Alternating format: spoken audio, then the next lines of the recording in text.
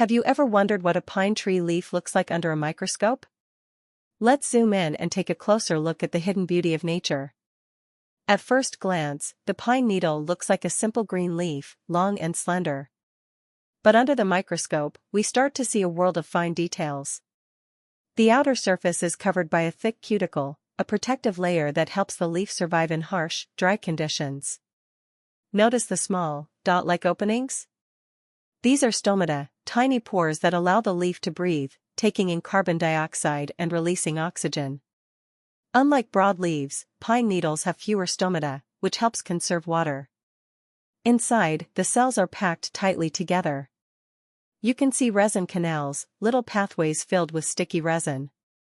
This resin protects the tree from insects and diseases. It's also what gives pine trees their fresh, distinct scent.